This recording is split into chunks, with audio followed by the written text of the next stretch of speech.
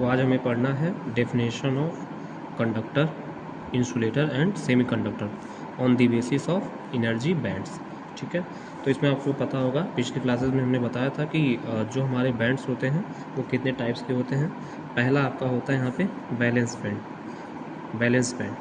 ठीक है, इसमें वो इलेक्ट्रॉन्स रहते हैं जो क्या है, जो एटम से बंधे हुए रहते हैं। ठीक है, मतलब इसमें क्या होगा, बैंड में जो इलेक्ट्रॉन है ये मतलब फ्री मूव नहीं कर सकते हैं। मतलब उस कोई भी मटेरियल होगा उसमें जो इस बैंड में जो इलेक्ट्रॉन मौजूद होंगे ना वो फ्री में मतलब फ्रीली मूव नहीं कर सकते हैं। ठीक है, दूसरा हमारा जो बैंड होता है वो होता है हमारा कंडक्शन बैंड वो बैंड होता है जिसमें वो इलेक्ट्रॉन होते हैं जो क्या होंगे, पूरी तरह से क्या होंगे, यहाँ पे फ्री होंगे, मतलब स्वतंत्र होंगे। मतलब जो भी हमारा क्या है उसके एटम से बंधे हुए नहीं रहेंगे, ये फ्री इलेक्ट्रॉन्स होते हैं। इसमें जो भी इलेक्ट्रॉन्स होते हैं वे क्या करते हैं कि हमारा कंडक्शन में सहयोग करते हैं।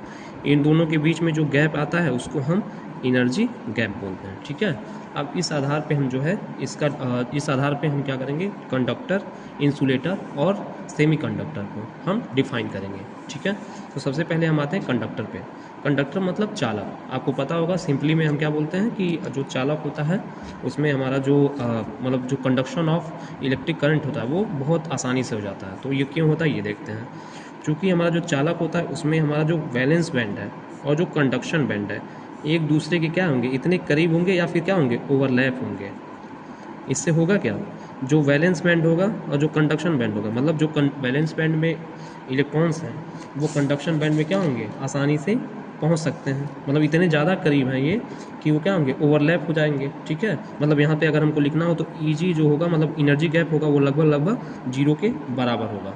मतलब अगर हमने ज़रा सा भी क्या किया, पोटेंशियल डिफरेंस क्रिएट कर दिया तो वहाँ पे क्या हो जाएगा, हमारा जो वैलेंस बैंड के इलेक्ट्रॉन है आसानी से कंडक्शन बैंड में मूव कर जाते हैं। और जो भी इलेक्ट्रॉन कंडक्शन बैंड में है इसका मतलब है क्या, वो फ्री इलेक्ट्रॉन हो गया।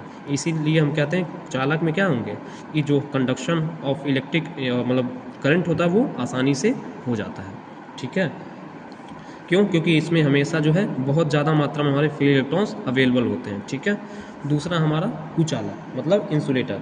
अब देखो इसमें क्या है, एनर्जी गैप जो होता है हमारा इतना ज़्यादा होता है ना, मतलब कंडक्शन बैंड अगर हम ऊपर बनाएं और बैलेंस बैंड अगर हम नीचे बनाएं, ठीक है, तो एनर्जी गैप इतना ज़्यादा होता है, मतलब एनर्जी गैप जो होता है वो हमारा 3 इलेक्ट्रॉन वोल्ट से भी ज़्यादा का होता है। 3 इलेक्ट्रॉन वोल्ट से भी ज़्यादा का होता है। इसका मतलब क्या है कि हम मतलब यहाँ से बैलेंस बैंड से अगर इलेक्ट्रॉन को कंडक्शन बैंड में जाना है तो वो बहुत मतलब उसको ऊर्जा देनी पड़ेगी। और इतना ज़्यादा ये गैप होता है ना कि हम किसी इलेक्ट्रॉन को 3 इलेक्ट्रॉन वोल्ट से ज़्यादा की ऊर्जा दे नहीं सकते हैं रूम टेम्परेचर पे, तो वो क्या होगा, वो इसको पार कभी भी नहीं कर पाएगा।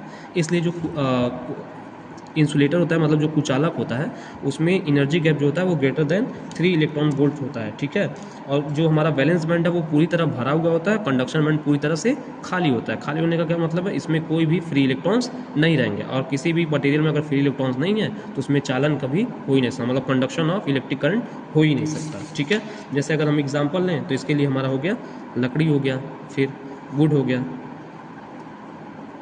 या फिर आपका हो गया यहाँ पे ग्लास हो गया। इनका जो एनर्जी गैप होता है वो ग्रेटर देन 3 इलेक्ट्रॉन वोल्ट से ज़्यादा का होता है। ठीक है, तो इसमें कभी भी कंडक्शन नहीं हो सकता। और कंडक्टर का अगर हम एग्जांपल लें तो कंडक्टर में जो हमारे मान लो कॉपर हो गया,